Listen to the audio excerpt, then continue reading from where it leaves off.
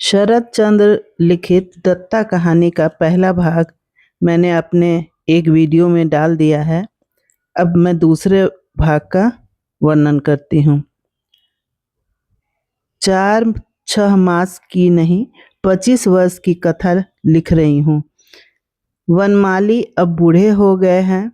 कई वर्ष से रोग भोगते भोगते चारपाई पर पड़ गए हैं और उन्हें लग रहा है कि अब शायद वह उठ नहीं पाएंगे। आरंभ से ही वह धर्मपरायण और धर्मभीरू हैं। भगवान में श्रद्धा है, मृत्यु से भय नहीं है। केवल यह सोचकर दुखी हैं कि अपनी एकमात्र कन्या विजया का विवाह कर पाने का अवसर नहीं पा सके। उस दिन तीसरे पहर अचानक विजय का हाथ थामकर बोले, मेरे लड़का नहीं है, इसके लिए मुझे रत्ती भर दुख नहीं है। तू ही मेरी बेटी भी है, बेटा भी। हालांकि अभी तक तू पूरे 18 वर्ष की नहीं हुई, लेकिन तेरे सिर पर इतनी बड़ी संपत्ति का बोझ डालकर जाते हुए मुझे रत्ती भर भी भय नहीं लग रहा है। तेरी माँ नहीं है, भाई नहीं है, कोई बूढ़ा काका दादा तक नहीं है, तो भी मैं अच्छी तरह जानता हूँ कि मेरा सब कुछ सुरक्षित रहेगा। केवल एक अनुरोध है बेटी, जगदीश जो चाहे करे और चाहे जैसा भी है, मेरा बचपन का मित्र है।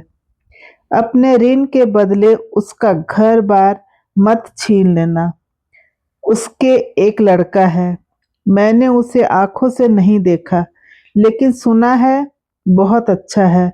बाप के अपराध के लिए उसे निराश्रित मत करना बेटी, यही मेरा अंतिम अनुरोध है। विजया ने रूंधे गले से कहा, बापू तुम्हारा आदेश मैं कभी नहीं टालूंगी। जगदीश बाबू जितने दिन जिएंगे उन्हें तुम्हारे समान ही मानूंगी, लेकिन उनके न रहने पर सारी संपत्ति उनके लड़के के लिए बेकार यूं ही क्यों छोड़ दूंगी। उन्हें तुमने भी आंखों से नहीं देखा है, मैंने भी नहीं देखा। अगर वह सचमुच ही पढ़े लिखे हैं तो आसानी से अपने पिता का कर्ज चुका देंगे। वनमाली ने बेटी के मुंह की ओर आंखें उठाकर कहा, कर्ज भी तो कुछ कम नहीं है बेटी। लड़का ठहरा, अगर नहीं चुका सका तो? बेटी ने उत्तर दिया, जो बाप का कर्ज न चुका सकता वह कुपुत्र है बापू, उसे सहारा देना उचित बात नहीं है। वनमाली अपनी सुशिक्षिता तेजस्विनी बेटी के स्वभाव से परिचित थे। उन्होंने अधिक तर्क वितर्क नहीं किया, एक लंबी सांस लेकर बोले, हर एक कार्य में भगवान को सिर माथे पर रखकर जो कर्तव्य हो वही करना बेटी। मैं कोई विशेष अनुरोध करके तुम्हें बांधकर नहीं जाना चाहता। यह कहकर पल भर वह चुप रहकर उन्होंने फिर एक लंबी सांस ली और बोले, जानती हो बेटी, यह जगदीश जब वास्तव में मनुष्य कहे जाने योग्य था, तब इसने तेरे पैदा होने से पहले ही तुझे अपने इस लड़के के लिए मांग लिया था। मैंने भी हाँ कर दी थी बेटी। यह कहकर उत्सुकता से देखने लगे। वनमाली की इस बेटी की माँ बचपन में ही बिछुड़ गई थी। उन्होंने ही पिता और माता दोनों का कर्तव्य निभाया था। इसलिए विजया ने पिता से माँ का लाड़ करने में कभी संकोच नहीं किया। बोली, बाबू तुमने केवल मुंह से कहा था, मन से नहीं। क्यों बेटी? मन से कही होती तो क्या उन्हें एक बार देखना ना चाहते? वनमाली ने कहा, रास बिहारी से जब सुना कि लड़का शायद अपनी माँ जैसा ही दुबला पतला है, डॉक्टरों को आशा नहीं है कि उसकी उम्र लंबी होगी, तब मैंने उसे निकट पाकर भी कभी बुलाकर देखना नहीं चाहा। वह उस समय कलकत्ता में ही किसी वासे में रहकर बीए में पढ़ रहा था। इसके बाद अपनी बीमारी परेशानी के कारण यह बात फिर सोची भी नहीं, लेकिन अब लग रहा है कि मुझसे भारी भूल हो गई बेटी। फिर भी यह सच है बेटी कि उस समय तेरे संबंध में मैंने जगदीश को मन से ही वचन दिया था। कुछ पल रुककर उन्होंने कहा, आज तो सब यही जानते हैं कि जगदीश नशेबाज, जुआरी और निकम्मा और नकारा है। लेकिन एक समय था जगदीश ही हम सबसे अच्छा था। विद्या बुद्धि के लिए नहीं कहता बेटी, वह तो अनेक लोगों के पास होती है, लेकिन इस प्रकार प्राण देकर प्रेम करते मैंने किसी और को नहीं देखा, और यह प्रेम ही उसका दुर्भाग्य बना। उसके अनेक दोषों को मैं जानता हूँ, लेकिन अब याद आता है कि स्त्री की मृत्यु हो जाने पर वह शोक से पागल हो गया। तब तेरी माँ की बात याद करके मैं उसे मन ही मन श्रद्धा किए बिना न रह सका। उसकी पत्नी सती लक्ष्मी थी। उसने मरते समय नरेंद्र को पास बुलाकर केवल इतना ही कहा था, बेटा, यही आशीर्वाद दिए जाती हूँ कि भगवान पर तुम्हारा अडिग विश्वास रहे। सुना है माँ का अंतिम आशीर्वाद निष्फल नहीं गया। नरेंद्र ने इतनी सी उम्र में ही भगवान को माँ के समान ही प्रेम करना सीख लिया, और जो मनुष्य यह कर सकता है, संसार में उसके लिए और कुछ नहीं रहता बेटी। विजया ने पूछा, तो क्या संसार में यही सबसे बड़ा पाना है बापू?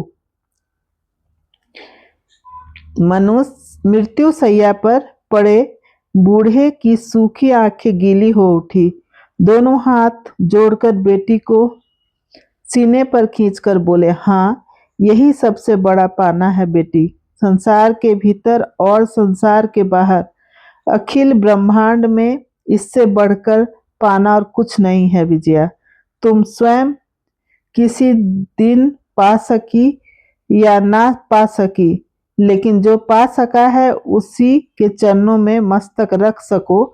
मरते समय तुम्हें यही आशीर्वाद दिए जाता हूँ।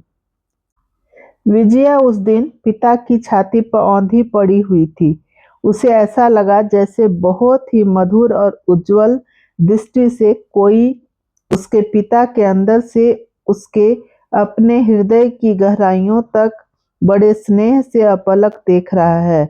वह अपूर्व परम आश्चर्यजनक अनुभूति ने उस दिन पल भर के लिए उसे घेर सा लिया था। वनमाली ने कहा, लड़के का नाम नरेंद्र है। पिता के मुंह से सुना है कि वह डॉक्टर हो गया है, लेकिन डॉक्टरी नहीं करता है। अगर इस देश में होता तो एक बार उसे बुलाकर आंखें भरकर देख लेता। विजया ने पूछा, इस समय वह कहाँ है? वनमाली ने बताया, अपनी मामा के पास वर्मा में। इस समय मुझ में जगदीश को सारी बातें सिलसिले से कहने की शक्ति नहीं है। उसके मुंह से दो एक उतरती हुई बातों से मालूम हुआ कि उस लड़के ने अपनी माँ के सारे सद्गुण पाए हैं। भगवान करे वह जहाँ भी जिस तरह भी हो जिए जागे। शाम हो गई। नौकरी दिया बत्ती करने आया और बिलास बाबू के आने की सूचना देकर चला गया। वनमाली ने कहा, तुम अब नीचे जाओ बेटी, मैं थोड़ा आराम करूं। विजया पिता के सिरहाने का तकिया संभालकर शॉल को पैरों पर गर्दन तक खींचकर रोशनी को आंखों के ऊपर से आड़ में करके नीचे चली गई। तब पिता की जीर्ण छाती को चीरकर एक लंबी सांस निकल गई। विलास के आने के समाचार से बेटी के चेहरे पर जो लालिमा युक्त आभा दिखाई पड़ी थी, उससे पिता को पीड़ा पहुंची। विलास बिहारी रास बिहारी का बेटा है।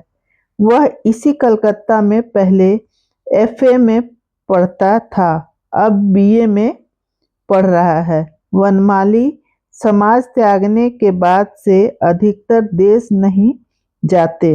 हालांकि व्यापारिक उन्नति के साथ साथ देश में भी उन्होंने जमींदारी बहुत बढ़ा ली है, लेकिन उसकी देखभाल का भार बचपन के मित्र रास बिहारी पर है। उसी सिलसिले में विलास का इस घर में आना जाना आरंभ होकर कुछ ही दिनों में क्यों अधिक बढ़ गया इसका पता बाद में चलेगा। इस तरह शरद चंद्र की कहानी दत्ता का दूसरा भाग समाप्त हुआ। आप लोगों को तीसरा भाग मेरे दूसरे वीडियो में सुनने और देखने को मिलेगा। आपका मेरे साथ जुड़े रहने के लिए बहुत बहुत धन्यवाद।